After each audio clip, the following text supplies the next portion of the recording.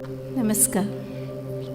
साधना के पहले कुछ कदम। हमारी बात हो रही है योग पथ पर चलने वाले जीवन के, और उसमें भी पूर्ण योग, जो निश्चित रूप से जितना सरल, जितना सहज दिखता है उतना ही कठिन महसूस होता है जब हम उसे जीवन में उतारते हैं। बल्कि सीधे शब्दों में कहूँ तो श्री अरविंद ने कहा है, सोच लो। वो कहती हैं, इस योग को करना, इस रूपांतर योग को करना जो कि सब चीज़ों से अधिक दुष्कर है, केवल तभी संभव है जब तुम यह अनुभव करो कि तुम इसी के लिए यहाँ यानी इस पृथ्वी पर आए हो। तुम्हारे लिए और कोई भी चीज़ करने लायक नहीं है, और एकमात्र यही तुम्हारे अस्तित्व का हेतु है।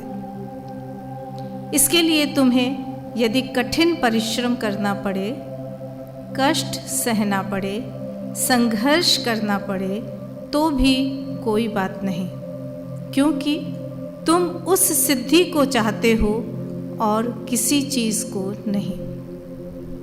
एक बार जब तुमने योग के मार्ग पर अपना पग रख दिया है, तो फिर तुम्हारा निश्चय फौलाद की तरह होना चाहिए, और चाहे जो कुछ भी मूल्य क्यों न चुकाना पड़े, तुम्हें सीधे लक्ष्य की ओर बढ़ते जाना चाहिए। शुरुआत ही एक चुनौती है, और चुनौती के लिए साहस चाहिए, और साहस माता जी का जो प्रतीक चिन्ह है उसमें एक बहुत महत्वपूर्ण अंश है। अब इस साहस को लाएं कैसे? हम लोग इसी पर तो बातें करते चले आ रहे हैं कि हमें कैसे इसको अपनाना है, क्योंकि उनके योग का रास्ता जीवन से अलग नहीं होता। हम जीवन को छोड़कर, संसार को छोड़कर कंदराओं में, गुफाओं में जाकर नहीं पा सकते। शुरू में आसान लगता है कि हमें कुछ नहीं छोड़ना है, लेकिन सब लेकर चलना है, और ये चलना, ये गतिशीलता, निरंतर चलते जाना, इन कठिनाइयों को लेकर चलते जाना सचमुच कठिन तो है ही। और घूम फिर कर वही एक रास्ता बचता है, माँ की शरण, माँ के शब्दों की शरण, माँ के आश्वासन की शरण। जब वो कहती हैं कि मैं हर समय तुम्हारे साथ हूँ, और वो पुकारती हैं कि क्या तुम में से कोई मेरे साथ आना चाहता है, तो निर्णय तो हम ही को लेना है। कबीर की तरह कि मैंने तो अपना घर जला दिया, अब उसका घर जलेगा जो हमारे साथ आएगा। सीधे ही बुला रहे हैं कि मेरे साथ जो आएगा उसका घर जलेगा, या मेरे साथ वही आए जो अपना घर जला सकता है। क्या मतलब है इस घर को जलाने का? अपनी आसक्तियों को जलाना, अपनी दुर्बलताओं को त्याग देना, हर चीज में, हर रूप को उस ईश्वर की कृपा मानना। और इसलिए फिर एक तरीका हो जाता है कि हम भागवत कृपा पर चलें, भागवत कृपा को स्वीकार करें, उसके पहले भागवत कृपा को जानें। और इसके लिए बहुत आसान तरीका मुझे लगता है, जब भी मन घबराए, जब भी दुविधा हो, तो माता जी की कोई पुस्तक उठाओ, और उसमें भी शिक्षा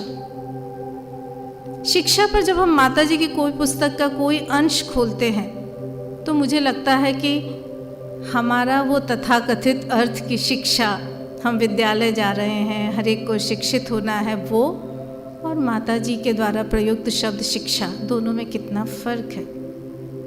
और इसके लिए सीधी सी एक पद्धति दिखाई गई है पौंडीचेरी आश्रम में। हम यहाँ अपने मीरांबिका में भी प्रयास करते हैं, सर्वांगीण शिक्षा, शारीरिक, मानसिक, प्राणिक, और उसके बाद आत्मा की।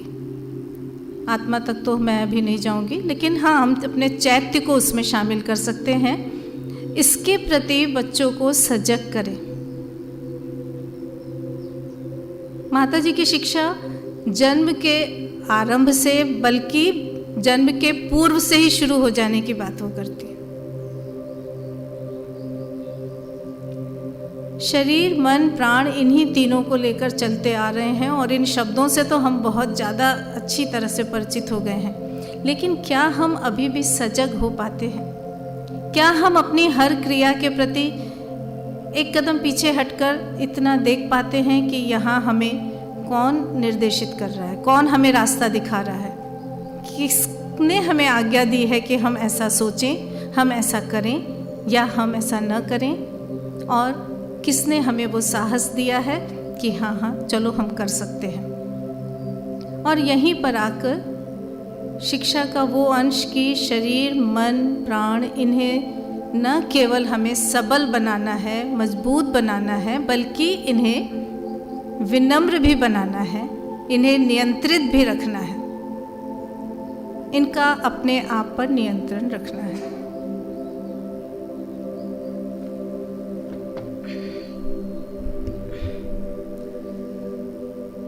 शरीर के बिना हमारे बाकी यंत्र कुछ नहीं कर सकते और शायद इसीलिए ये भौतिक रूप, इस मनोमय जगत का निर्माण किया गया। शरीर वो आश्रय है, शरीर वो घर है जिसके अंदर हम रहकर विकास कर सकते हैं।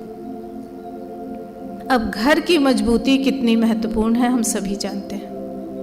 कहीं से पानी चू रहा है, कहीं से कोई अनावश्यक तत्व घुसे, इन बातों के लिए हम पूरी सुरक्षा का ध्यान रखते हैं, मजबूत दरवाजे लगाते हैं, ताले लगाते हैं, रोशनदान रखते हैं ताकि वो हवा आ सके जो हमारे लिए जीवनदायी है।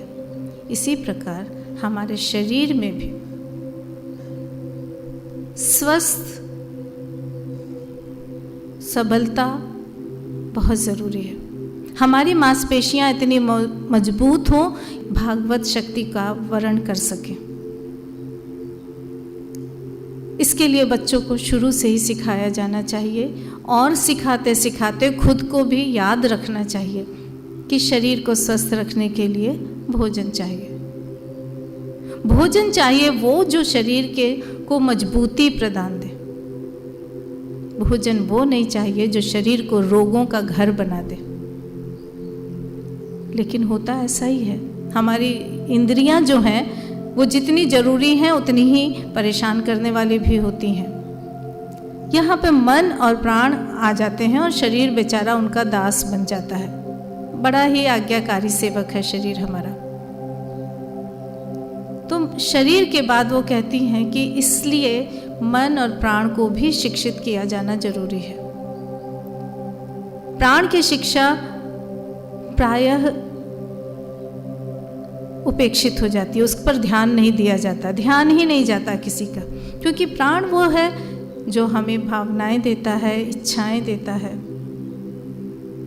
संवेदनाएं देता है, उत्साह देता है, आवेश देता है, उग्रता देता है, क्रोध देता है, प्रेम भी देता है।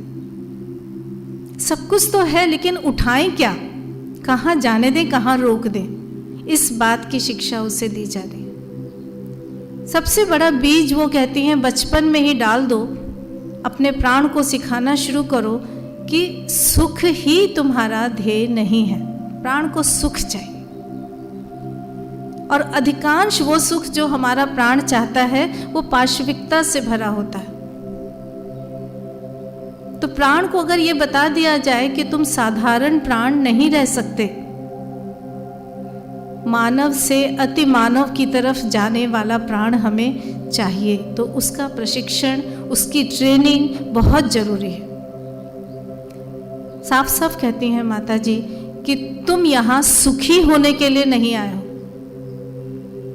तो अगर प्राण को ये बता दिया जाए कि जो तुम्हें पसंद है उसकी इच्छा करने से ज़्यादा ज़रूरी है जो तुम्हें मिल जाए उसे पसंद करो, और इसके लिए बहुत ज़रूरी है कि हमारे अंदर भागवत कृपा के प्रति विश्वास हो। जो मिल रहा है अगर हम ये मान के चलें कि सब कुछ वहीं से मिल रहा है, ईश्वर ही दे रहा है, इतना उच्छृंखल प्राण नहीं हो सकता मनुष्य का कि वो कहे कि भगवान तो खराब चीज़ देने वाला है। कहीं ना कहीं सोचने पर हम बाध्य हो जाते हैं कि जब उन्होंने दिया है तो जरूर हमारे भले के लिए होगा। फिर चाहे हमारे रास्ते में दुख आए, कष्ट आए, कठिनाइयाँ आए, सुगमता आए, खुशी मिले, परेशानियाँ मिलें, किसी से मिलें, किसी से बिछड़ें, हर एक के पीछे अगर उस एक की क्रिया का विश्वास रहे कि उसने ही ऐसा किया है, तब प्राण शिक्षित होने लगता है। और जब एक नियंत्रित प्राण रहता है तो मन की मनमानी तो अपने आप ही कम हो जाती है। मन का प्रशिक्षण इसके बाद शुरू होना बहुत आसान हो जाता है। मन को विचारों का बाजार मत बनाओ, वो कहती हैं। जो भी विचार चाहे आ जाए, क्योंकि वैचारिक स्तर पे हम वो क्रिया संपन्न कर लेते हैं, उस कर्म से बंध जाते हैं जो करने की हमारे मन ने सोची। मैंने बताई थी वो कहानी कि दो मित्र जा रहे थे और एक का मन था नर्तकी का नृत्य देखें और दूसरा चाहता था कि नहीं प्रवचन चल रहा है, हम प्रवचन सुने। दोनों के मन में ये विचार था, दोनों का माइंड ही काम कर रहा था। और फिर दोनों अपने अपने रास्ते चले गए। जो नृत्य देख रहा है वो इस ग्लानि में बैठा रहा कि ओह मेरा मित्र कितनी तरक्की करेगा, देखो कितना अच्छा चुनाव है उसका, प्रवचन सुन रहा है, अच्छी अच्छी बातें सुनेगा जो उसके काम आएगी। और जो प्रवचन सुन रहा है वो कह रहा है धिक्कार है, मैं भी क्या बेवकूफ़ हूँ, भावुकता में यहाँ चला आया, मेरा मित्र क्या मज़े से नृत्य देख रहा होगा। भौतिक रूप से नृत्यांगना के सामने बैठा व्यक्ति प्रवचन की गंभीर बातों के बारे में वैचारिक स्तर पर पहुंच गया, विचारों से वो वहाँ है। और प्रवचक के सामने बैठा व्यक्ति कल्पना जगत में नृत्य के सामने, और साथ में एक अफसोस कि मैं यहाँ आ गया, एक सदमार्ग पर आने का अफसोस। ये खेल खेलता है हमारा मन। अब इन तीनों को लेकर चलना, चलें कैसे, पकड़े कौन? तब माता जी कहती हैं तुम्हारे अंदर एक छोटा सा प्रकाश का केंद्र है जो हृदय के पीछे माना जाता है, हमारा चैत्य। वो कभी ईश्वर से अलग नहीं होता। उसका साक्षात्कार, उसकी अनुभूति अगर हम कर लें, उससे अगर हम जुड़े रहें, तो ये तीनों बेलगाम घोड़े नियंत्रण में आ जाते हैं। अब वहाँ कैसे पहुँचे, उसको कैसे पाएं? इसीलिए मन को एकाग्र करना है, प्रतिदिन का अभ्यास, मन को नीरव करना, मन को शांत करना, कि शांति अंदर से होनी चाहिए। बाहर से आप कर्म कर रहे हैं, आवश्यक बातें भी कर रहे हैं, लेकिन अंदर अगर आप शांत हैं तो आपका कनेक्शन, आपका संपर्क उस चैत्य से बना रहता है। अब हमें तो कई बार समझ में ही नहीं आता ये चैत्य है क्या। कब समझें कि हमने चैत्य से संपर्क किया और कैसे उसको पकड़ कर रखें। इस पर वो कहती है कि अद्भुत खुशी मिलती है जो एक बार चैत्य का संपर्क कर लेता है, तो उसको निर्देशन मिलता है, उसको संकेत मिलते रहते हैं, और उन संकेतों के प्रति आपको सजग रहना है, उसे स्वीकार करना है, उसके विरोध में कोई शंका नहीं लानी। संदेह आया नहीं कि आप फिसल गए, और फिसल गए तो उठने में बहुत समय लगेगा। तो इसके लिए ज़रूरी है कि मन शांत रहे। मन का कोलाहल चैत्य की वो धीमी सी मधुर सी आवाज़ सुनने नहीं देता। इसलिए बार बार कोशिश हमारी होनी चाहिए कि हर विषय पर तो लिखा है उन्होंने, हम उसे पढ़ते चलें, जीवन में उतारते चलें। वो कहती हैं भागवत शिक्षा को जरूर पढ़ना चाहिए। कहती हैं इसे पढ़ना अच्छा है, इसे सीखना और भी अच्छा है, बेहतर है, लेकिन इसे करना, इसे जीवन में उतारना सबसे अच्छा है। ये हमारे साथ और कोई नहीं करा सकता, ये हमें खुद ही करना है। एक समय था पौंडीचेरी आश्रम में, जब मैं याद करती हूँ मन में होता है काश हमें वो समय मिला होता। छोटी छोटी बातों पे लोग बैठते थे साक्षात भगवती माँ के पास, और माँ उन्हें उनके प्रश्नों के उत्तर दिया करती थी। आज मेरा मन हुआ कि मैं एक पुस्तक ले आई हूँ और उसमें से कुछ प्रश्न उत्तर आपको पढ़कर सुनाऊंगी, सीधे उन्हीं के शब्दों में। अब शब्द तो नहीं है तो अनुवाद, तो मैं आज की शुरुआत उन्हीं प्रश्नों से कर रही हूँ। किसी ने पूछा माँ से, यह कहा गया है कि योग में प्रगति करने के लिए हमें भगवान को हर चीज़, जो सब छोटी छोटी चीज़ें जीवन में हम करते हैं या जो हमारी हैं, ये सभी अर्पित कर देनी चाहिए, दे देनी चाहिए। इसका ठीक ठीक अर्थ क्या है? माँ जवाब देती हैं, योग का अर्थ है भगवान से युक्त होना, यानी भगवान से जुड़ जाना। और यह युक्तावस्था, यह मिलन की अवस्था, भगवान से जुड़ने की अवस्था आती है अर्पण के द्वारा। अर्पण मतलब भेंट करना, ऑफर करना। इसका आधार होता है भगवान को तुम्हारा आत्म का अर्पण, अपने आप को भगवान को दे देना।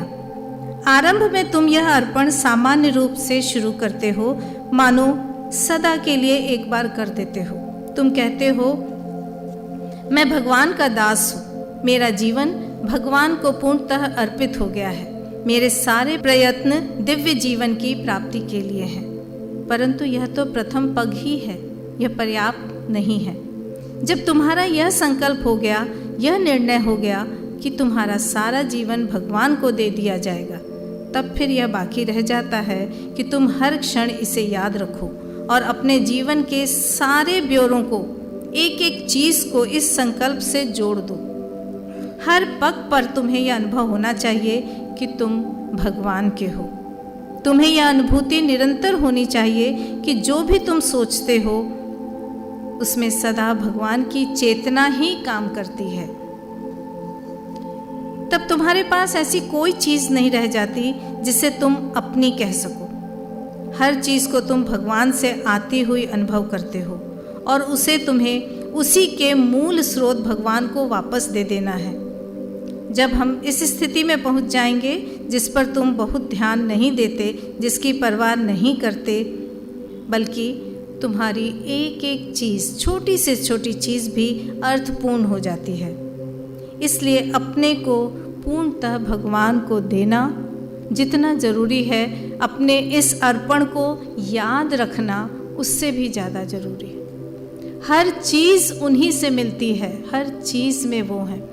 मुझे एक घटना याद आ रही है। पौंडीचेरी आश्रम में एक दीदी थी और छोटी सी थी, अपने पिता के साथ आई, श्री माँ के दर्शन किए। अब यही होता है कि चीज़ें तो हमें सब मिल जाती हैं, कौन क्या उठा ले। उन्होंने कहा मुझे यहीं रहना है, और उनके पिता को बिल्कुल नहीं रहना था। बच्ची जिद में रह गई क्योंकि ये उसकी आत्मा की ज़रूरत थी। रोने लगी, हठ पकड़ लिया, उसने कहा मैं नहीं जाऊंगी। पिता बहुत नाराज़ हुए, लेकिन श्री माँ ने कहा इसे यहीं छोड़ दो। उन्होंने कहा तुमसे मेरा कोई संबंध नहीं रहा। कितना विरोध हो जाता है कभी कभी हमारे अपनों का, हमारे सही मार्ग पर, हमारे विकास के मार्ग पर। लेकिन उस बच्ची की आत्मा का था। माँ कहती है मैं उन लोगों को सीधे अनुमति दे देती हूँ इस योग पर आने की, जिनको देखकर मैं यह जान लेती हूँ कि वो धरती पर इसीलिए आए थे। लेकिन हर कोई अभी उतना विकसित नहीं है। उदाहरण हमारे सामने है। और उस समय वो बच्ची वहीं रहने लगी, स्कूल में पढ़ने लगी। माँ के साथ जाहिर है उसका आना जाना बहुत रहता था। उसके जन्मदिन पर जैसे कि वहाँ परंपरा है, सब जाते हैं, नए वस्त्र पहनते और माँ से मिलने जाते थे। माँ के लिए छोटी मोटी भेंट ले जाते थे और वो बड़े प्यार से उसको ग्रहण करती थी, फिर खुद भी देती थी भेंट। वो बच्ची जाया करती थी तो उसके लिए आश्रम से कपड़े सिलवाए जाते थे। उन्होंने जब पहली बार आश्रम का दिया वो कपड़ा पहना तो बड़ी खुश और जाके बार बार माँ को अपनी फ्रॉक दिखा रही थी। फिर अंत में उनसे नहीं रहा गया, बोल पड़ी, मदर आपको पता है ये मुझे आपने दिया है। तो मदर मुस्कुराई कि मैंने दिया है। उसने कहा हाँ, ये आश्रम से सिलकर मुझे मिला है, तो आपने ही तो दिया ना। बच्ची की इस मासूमियत पर माँ मुस्कुरा पड़ी। उन्होंने कहा मेरी बच्ची, क्या अब तक तुमको जो मिलता था वो मैं नहीं देती थी? यही आ जाता है, जब मैं था तब हरि नहीं। हम बहुत कुछ सोचते हैं कि हम लेते, हमने कमाया, हमने खरीदा, हमने दिया, हमने पाया। हमें मिला, ईश्वर से मिला, ये ध्यान रखना हम भूल जाते। अब सामने उस बच्ची के सामने भी श्री माँ थी, उसके पिता के सामने भी श्री माँ थी, और हमारी जो मानसिक बुद्धि है, हमारा जो भौतिक मन है, वो तो यही कहेगा पिता ज़्यादा अनुभवी है, उसने इतना जीवन देखा, उम्र भी थी, भगवान की तरफ उसका आकर्षण होना चाहिए था, पर ऐसा नहीं हुआ। यहाँ चैत्य की पुकार थी और आत्मा इतनी विकसित थी कि उसने मन को नियंत्रण में रखा था। वो बच्ची कह गई कि नहीं मैं, और यहाँ मैंने देखा बहुत लोग हैं पौंडीचेरी में ऐसे जो पहली बार आए तो बस वहीं के रह गए। एक घटना याद आ रही है कि किसी ने मुझे ऐसे ही बातचीत में हम लोग कर रहे थे और शेयर किया कि एक अंधी सुरंग में बहुत सारे लोग जा रहे थे, अंधेरा था बिल्कुल, उस अंधकार में चल रहे थे, पैरों में कंकर गड़ रहे थे, तो लोग अपना पैर उठाते थे, झाड़ लेते थे। कुछ ने उन कंकरों को उठा लिया कि हमारे बाद जो आ रहे हैं उन्हें न चुभें। कुछ ने ज़्यादा उठाया, कुछ ने कम उठाया, कुछ अपनी धुन में अपना पैर बचा के या सहला के आगे बढ़ते चले गए। जब सुरंग पार हो गई, वो उजाले में आ गए, सब ने अपनी जेब से वो कंकर निकाले तो देखा वो मामूली कंकर नहीं, हीरे थे। अब आप मानव बुद्धि सोच लीजिए, जिन्होंने उठाया था वो बड़े प्रसन्न हुए कि देखा नेकी कर तो नेकी मिलती है, उनका भाव अच्छा था। कुछ ने पछताना शुरू कर दिया कि हमने इतना कम उठाया, हमें भी और उठाना चाहिए था, और बाकी जिन्होंने उठाया नहीं था उनकी हालत हम समझ ही सकते हैं। यहाँ पे वो यही कहती कि हमारा भाव क्या है, इंटेंशन क्या है, हम किस चेतना के स्तर पर सोचते हैं, किस चेतना में रहकर काम करते हैं। वहाँ कुछ नहीं तो इतना था कि जो कष्ट हमें हो रहा है, हमारे पैरों में जो चीज़ चुभ रही है, हमारे पीछे आने वालों में न उठे। और यही चीज़ जब और विकसित होकर मिलती है हमें, तो हम देखते हैं कि श्री अरविंद का पूर्ण योग इस जड़ से आगे बढ़ा होगा। वो सिर्फ अपने लिए नहीं करते हैं। श्री अरविंद के योग को कई नामों से बुलाया जाता है। मुझे पूर्ण योग और रूपांतर योग, ये दो ही नाम बहुत ज़्यादा पसंद है। रूपांतर योग जो हमें संकेत कर देता है कि चलना क्या है, करना क्या है, रूपांतर करना है पूरा, और पूर्ण योग बता देता है कि पूर्णता के साथ करना है, परफेक्शन चाहिए, आधा इधर आधा उधर नहीं। इस क्षण हम सद्भाव से बोल रहे हैं, अगले ही क्षण हम चिल्ला पड़ेंगे, ऐसा नहीं। हर क्षण की सजगता करते हुए, तो एक बार जब निर्णय कर लिया कि हमारा जीवन ईश्वर के लिए है, तो फिर हमारा वो नहीं है, अब हरि हैं मैं ना है, फिर तो वही बचते हैं और हम नहीं। तो इस अर्पण के मूल में जो दृढ़ता है, जो साहस, वो हमें ये हिम्मत जरूर देगी कि हम इस योग पथ की ओर कदम बढ़ाएं। इतना सोच विचार के, अपने को जांच परख के अगर हम कहते हैं कि नहीं माँ, हम तुम्हारे पास आना चाहते हैं, तब शायद वो स्वीकार कर लेती हैं कि चलो।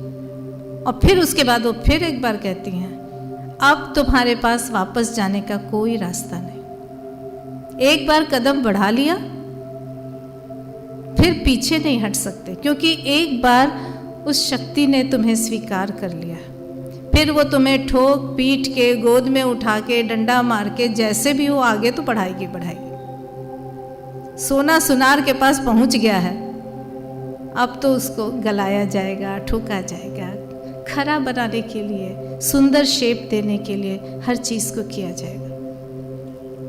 इसलिए इस योग पे बड़ी कठिनाइयाँ होती हैं, और तब हमें ये सोचना पड़ता है कि हमें पूर्ण विश्वास, आशावाद अपने अंदर घर करना है। जैसे ही निराशा आने लगती है, हम विपरीत शक्तियों के लिए दरवाजा खोल देते हैं।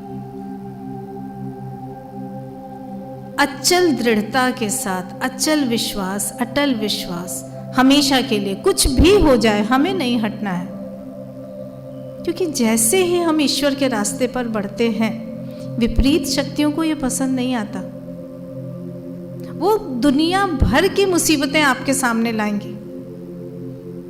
पहले वो आपको डिगाती हैं और उसके बाद खुद भागवत शक्ति भी आपकी परीक्षा लेती है। इतनी आसानी से नहीं एडमिशन मिल जाता। ऐसे में हमारा एक सकारात्मक विचार, आशावादी विचार हमें हिम्मत देता है। माता जी एक कहानी सुनाती थी। एक विदेशी था, उसके पास एक पेन था जो उसकी दादी या नानी किसी ने दिया था। उसके लिए वो पेन भावनात्मक दृष्टि से बहुत कीमती था, इमोशनली वो उससे जुड़ा हुआ था। तो इसलिए उसने अपनी घड़ी की चेन में उस पेन को टांग लिया था कि ताकि वो हमेशा उसके हृदय के पास रहता था। उन दिनों लोग घड़ियां गले में पहनते थे।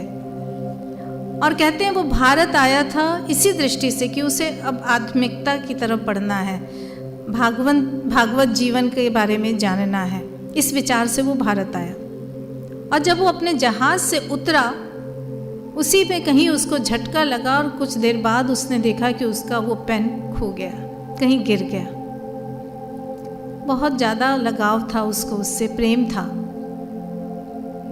कुछ क्षण वो दुखी रहा, लेकिन उसके मन में एक सकारात्मक विचार देखिए।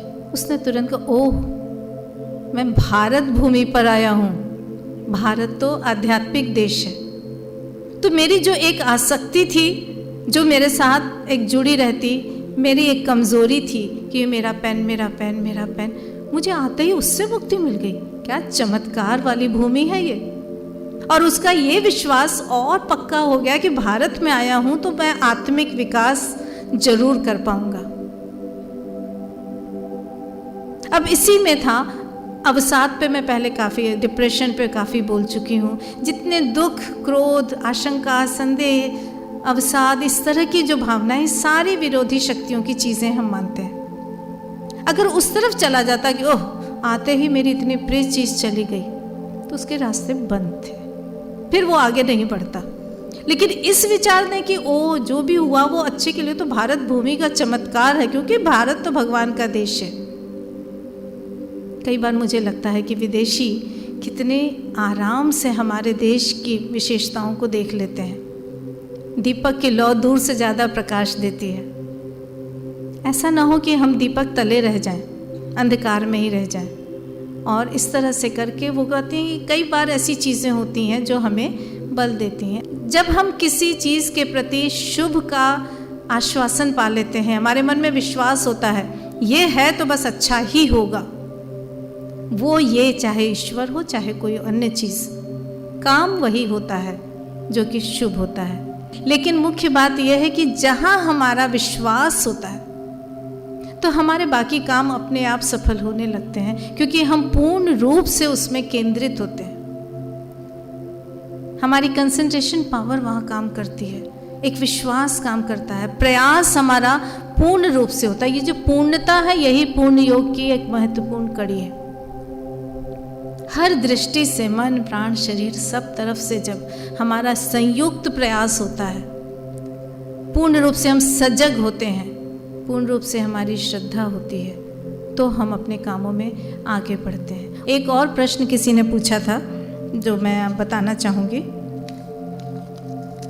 कुछ लोगों के साथ ऐसा देखा जाता है कि जब वे भगवान की ओर मुड़ते हैं तो उनका प्रत्येक भौतिक अवलंब, जो हम बताते, अवलंब मतलब है सहारा, या जो कुछ भी उन्हें प्रिय होता है, वह सब उनके जीवन से अलग कर दिया जाता है। यदि वे किसी व्यक्ति को प्यार करते होते हैं तो वह व्यक्ति भी छीन लिया जाता है। अभी हम देख चुके हैं कि इसी प्रश्न का उत्तर लगभग था, लेकिन माता जी के शब्दों में अगर बताएं तो वो कहती हैं, ऐसा सबके साथ नहीं होता, ऐसा उनके ही साथ होता है जिनकी पुकार हुई होती है, जिन पर ईश्वर की दृष्टि पड़ चुकी होती है, जिन्हें ईश्वर की शक्ति ने स्वीकार कर लिया होता है, उनके साथ ऐसा होता है। अर्थात ऑपरेशन उसी का होता है जो सही डॉक्टर के पास पहुंच जाता है, बाकी तो अपनी बीमारी लेकर रहते ही हैं। वो आगे कहती हैं, यहाँ हम एक बहुत बड़ी समस्या में उलझ जाते हैं। एक जीव के लिए क्या अच्छा है और क्या बुरा, इसकी भावना उसकी विकसित चेतना के लिए ठीक वही नहीं होती जो दिव्य चेतना के लिए होती है। तुम्हें जो कुछ भला अनुकूल प्रतीत होता है वही आध्यात्मिक दृष्टि से सदा तुम्हारे लिए उत्तम नहीं होता। यह बात तुम्हें आरंभ से ही जाननी होगी कि भागवत दृष्टि से जो चीज़ तुम्हें सबसे शीघ्र लक्ष्य तक पहुंचाने वाली होती है वह तुम्हारी दृष्टि से एकदम भिन्न होती है और तुम उसे नहीं समझ सकते। इसी कारण तुम्हें आरंभ से ही अपने आप से कहना चाहिए, यह ठीक है, मैं प्रत्येक चीज़ स्वीकार करता हूँ, मैं बाद में समझ जाऊँगा। क्योंकि हम तर्क से खोजते हैं उत्तर कि क्यों ठीक है, कहाँ से ठीक है, बिल्कुल नहीं ठीक है ये। हम ये मान लें कि हमारी समझ सीमित है, हम अभी समझ नहीं पा रहे हैं, पर निश्चित रूप से ये ठीक होगा, शायद हम बाद में समझ लेंगे। बहुधा तुम ऐसे लोगों को देखोगे जो योग आरंभ करने से पहले अपेक्षाकृत यानी इसकी तुलना में सुखी जीवन बिताते थे, पर ज्यों ही वे योग आरंभ करते हैं वे उन सब परिस्थितियों से कम या अधिक कठोर रूप में विच्छिन्न कर दिए जाते हैं, बिखेर दिए जाते हैं, जिनमें से विशेष रूप से वे आसक्त थे। फिर वे व्याकुल हो जाते हैं। संभवतः उनमें यह स्वीकार करने की सरलता नहीं होती। वे अन्य विचारों और शब्दों का आश्रय ग्रहण करते हैं, पर बात यह रूप ले लेती है, यह कैसी बात है, मैं एक भला आदमी हूँ पर मेरे साथ कृपापूर्ण व्यवहार नहीं किया जाता। न्याय संबंधी समूची मानवीय धारणाएं जो हमारे दिमाग से, तर्क की बुद्धि से आती हैं, वहाँ आ जाती हैं। हम अच्छे बनने की कोशिश करते हैं और देखो कैसे कैसे अनर्थ घटित होते हैं। जिन चीज़ों को तुम प्यार करते थे वे तुमसे दूर हटती जा रही हैं। जो सुख तुम्हें प्राप्त थे वे सब तुमसे दूर हो रहे हैं। जिन लोगों को तुम प्यार करते थे वे तुम्हें छोड़ रहे हैं। भला बनने और कोई प्रयास करने का कष्ट उठाने से कोई लाभ नहीं। ये है नेगेटिव थिंकिंग। हम निराशाजनक बातें करने लगते हैं क्योंकि हमारे प्राण को प्रशिक्षण नहीं मिला, ट्रेनिंग नहीं मिली। हमारे प्राण को ये नहीं पता कि सुखी होना ही हमारा लक्ष्य नहीं है। अगर हम प्रसाद के रूप में हर चीज को ग्रहण कर लें, इतना अपने मन और प्राण को सिखा दें कि जो भी हो रहा है वह भागवत कृपा है, वह ईश्वर की ही कृपा है। हो सकता है आज हमें डंडा पड़ना ही जरूरी था, नहीं तो आगे बढ़ते और किसी और भयंकर दुर्घटना में करते। बच्चा बाहर जाना चाहता है और माँ ने रोक दिया, खबरदार जो आज पैर बाहर निकाला, लू चल रही है। बच्चे को नहीं समझ में आता कि बाहर जाएगा तो लू लग जाएगी, उसका आकर्षण बाहर है। और बाद में पता चलता है उसके जो मित्र बाहर गए थे वो तो बीमार पड़े हैं, हॉस्पिटल में पड़े हैं, वो बच्चा सुरक्षित रह गया, उसकी माँ ने उसको बचा लिया।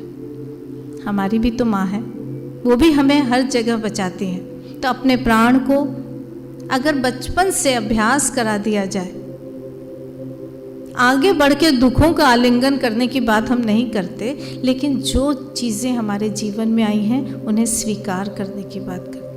जिन चीज़ों पे हमें दुख होता है, जिन चीज़ों से हमें निराशा होती है, जिन चीज़ों पे हमें क्रोध आता है, उस समय अपने मन को शांत रहने की शिक्षा अगर हम दे सकें, 2 कदम पीछे हटके अलग होकर अपने आप से देखें, ओह आज मेरे जीवन में, या अपने को ही अलग कर लें, आज उसके जीवन में ऐसा है, और अलग होकर देखें, थोड़ा सा संयम रखें, परिणाम हमेशा सुखद होता है। हमारी आंखें बहुत कम दूरी तक देख पाती हैं, तो इसके आगे हम कितना देख पाएंगे। अपने चैत्य का दामन पकड़कर रखना। कैसे चैत्य को पहचाने, उसकी एक ही निशानी मुझे पता है, जो माता जी की किताबों में मैंने पढ़ा, तारा दीदी के मुँह से सुना, कि एक अद्भुत आनंद की अनुभूति होती है। एक छोटे से नन्हे से बच्चे की हंसी को देखकर जो आनंद मिलता है, एक सुंदर खिले हुए फूल को देखकर जो आनंद होता है, कोई भी ऐसी खुशी जिसमें हमारा कोई निम्न, कोई नीचे स्तर का स्वार्थ नहीं छुपा होता है, वो ही शायद चैत्य का आनंद होता है, वही शायद भगवत आनंद होता है, जिसमें आगे पीछे कोई विकार नहीं होता, कोई गंदगी नहीं होती, कोई निराशा नहीं होती, कोई कुत्सित, कोई गंदगी वाला विचार उसमें नहीं आता। वो शायद चैत्य से मिलने वाला आनंद होता है। हमने जब प्रेम के बारे में बात की थी तो हमने इस पर विस्तार से बात की थी कि कितने स्तरों का प्रेम होता है। भौतिक मन का प्रेम, शारीरिक रूप का प्रेम, प्राणिक प्रेम, और उसके बाद जो चैत्य का प्रेम होता है, उस प्रेम का आनंद ही अद्भुत होता है। उसमें कहीं कोई स्वार्थ नहीं होता, उसमें कभी दुख नहीं आता। बाकी धरातल वाले जो प्रेम होते हैं, मानसिक स्तर के जो प्रेम होते हैं, उसमें अक्सर हमारा अहम होता है, स्वार्थ होता है। हम जिसको प्रेम करते हैं वो मिला तो खुश, नहीं मिला तो नाराज़। किसी और ने उससे प्रेम कर लिया तब तो जल भुन के राख ही हो गए। लेकिन जहाँ चैत्य के स्तर पे रहते हैं वहाँ सबसे प्रेम हो जाता है।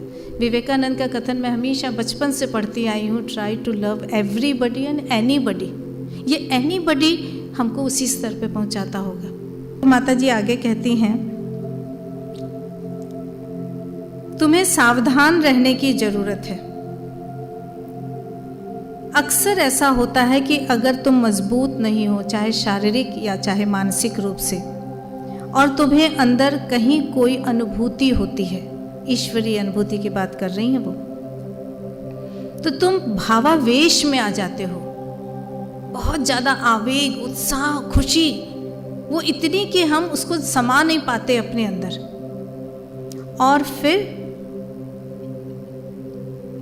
तुम उन्हें व्यक्त नहीं कर पाते, बल्कि तुम उन्हें सुंदर और सामंजस्य रूप में व्यक्त नहीं कर पाते। रोना, चिल्लाना, नाचना आदि सदा दुर्बलता का प्रमाण होता है। यह दुर्बलता चाहे प्राणिक प्रकृति की हो या मानसिक या दैहिक, शारीरिक, मानसिक और प्राणिक, क्योंकि इन सारे स्तरों पर आत्मसंतुष्टि के लिए ही क्रिया होती है।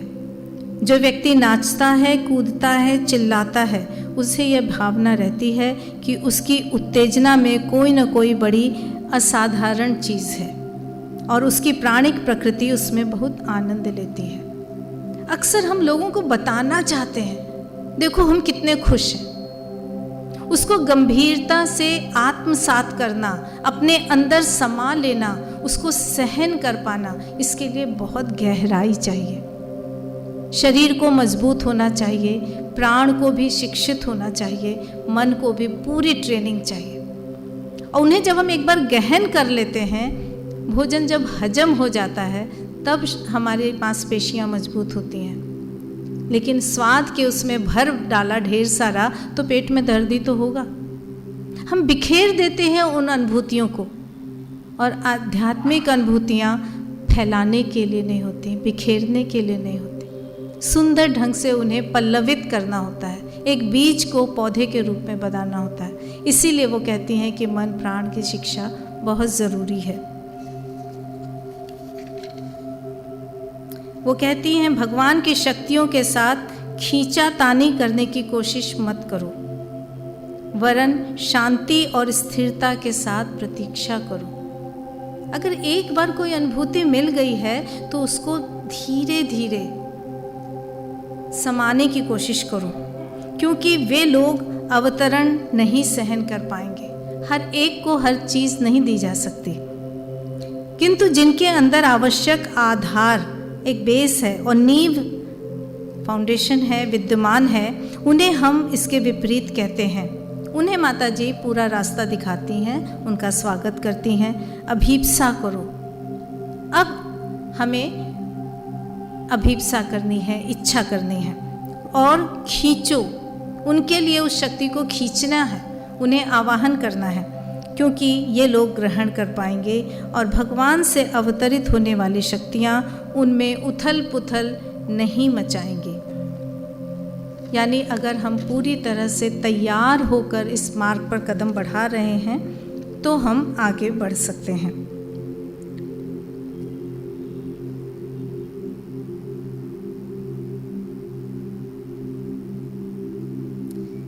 चैत्य के बारे में मैं एक बात और बताना चाहती हूँ कि जैसे ही हम उसमें जाते हैं चैत्य के नियंत्रण में, तो हमारे अंदर नकारात्मक चीज़ें आना बंद कर देती हैं। हमेशा हम रिजेक्ट कर रहे हैं, नहीं ये नहीं, ये नहीं, ये नहीं।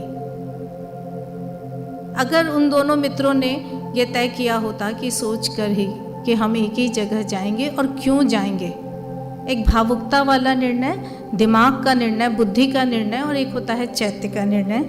तो उसमें अंतर पड़ जाता है और तब हमारे अंदर प्रार्थना वाली भावना आने लगती है, क्योंकि हम जानते हैं हमारी हर क्रिया ईश्वर के संकेत पर हो रही है। हमारे जीवन का हर कदम, हर घटना कहीं न कहीं से निर्देशित हो रही है। कोई बड़ी शक्ति है जो हमें संचालित कर रही है, आगे बढ़ा रही है।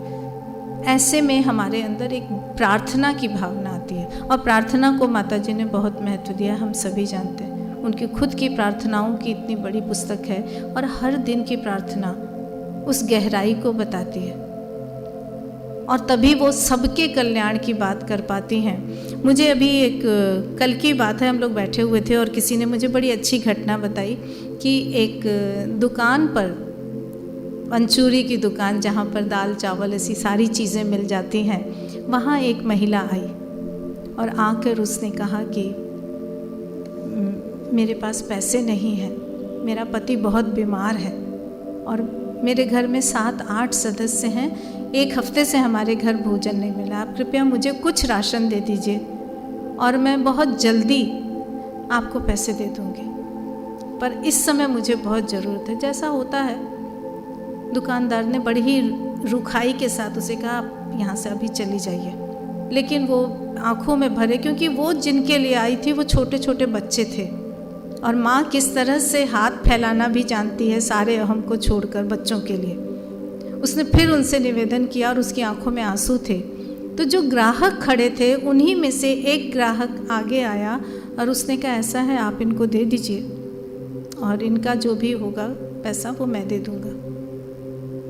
अब यहाँ पे अहम आ गया, मैंने नहीं किया परोपकार, वहाँ भी एक रुखाई थी, मैं क्यों दूँ, और दूसरा परोपकार कर रहा है, उसे स्वीकार करने से भी अहम को चोट होती। तो उसने उसको बहुत तेज देखा कि आपको नहीं पता ये कैसी है, तो उसने कहा जो भी हो आप इनको दे दीजिए। कुछ नहीं कह सकता था, उसने उस महिला से कहा कि लिस्ट है आपके पास, जल्दी से लिस्ट दीजिए और मैं आपको दे देता हूँ, मेरे दूसरे ग्राहक खड़े हैं। वो बेचारी तो वैसे ही मांगने वाली थी, सिर नीचे झुका था। उसने अपना बैग खोला, उसमें से एक मुड़ा तोड़ा सा कागज़ निकाला और उस पर जल्दी जल्दी कुछ लिख दिया, क्योंकि लिस्ट तो बना के आई नहीं थी। वो तो जानती थी कि मैं जाऊँगी तो मुझे ऐसे ही दुत्कार मिलेगी, पर उम्मीद लेकर आई थी कि शायद दया मिल जाए। उसने जल्दी से उस कागज़ पर लिखा और उस दुकानदार ने कहा इस पलड़े पर रख दो। तराजू के पलड़े पर उसको रख दिया गया और कहा कि जितना उसका भार होगा तुम्हारी लिस्ट का, सिर्फ उतना राशन मैं दूंगा। एक विचित्र सी बात थी। उस महिला ने उस कागज़ को तराजू के एक पलड़े पर रख दिया, दुकानदार दूसरे पलड़े पर सारी चीज़ें डालता गया। वो अवाक रह गया कि वो इतना सामान उस पर रखता जा रहा है कि फिर चीज़ें गिरने लगी थी और दूसरा पलड़ा नीचे का नीचे ही, उसके बराबर सामान उसका हो ही नहीं रहा था। एकदम परेशान था। अंत में उसने कहा कि क्या लिखा है तुमने इसमें, कितनी लंबी लिस्ट लाई हो। और उस चिट को उसने उठाया तो उसमें सिर्फ प्रार्थना थी, हे प्रभु तुम्हें पता है मुझे क्या चाहिए, जो तुम्हें लगता है मेरे लिए जरूरी है उतना मुझे आज दे दो। प्रार्थना में ये भाव होता है। कितनी गहराई के साथ उसने ये प्रार्थना लिखी होगी कि माता जी खुद कहती हैं सच्ची प्रार्थनाएं कभी भी उपेक्षित नहीं होती हैं, उन्हें सुना जाता है, लेकिन उन्हें किस रूप में तुम्हें दिया जाएगा, जरूरी नहीं कि जो तुमने मांगा वो दिया जाए। तो शायद सबसे सुंदर प्रार्थना यही होती है कि हम उससे वही मांगे जो वो हमें देना चाहता है। और इस तरह से इस प्रार्थनाओं के द्वारा हम जरूर आगे बढ़ सकते हैं। और इसी अभिलाषा के साथ, प्रार्थना के साथ कि हम सब माता जी के इस रास्ते पर चलने योग्य बने, मैं आज चुप होती हूँ। धन्यवाद।